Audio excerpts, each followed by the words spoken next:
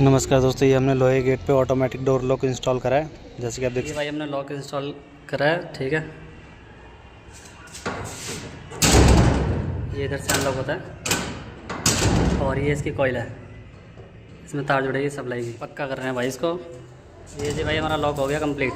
ये अंदर से अनलॉक हो जाएगा। ठीक है भाई, और ये गेट बंद करते ही लॉक हो जाएगा। देखो गेट नहीं खुलेगा, ये सारे घुमाते लॉक हो जाएगा।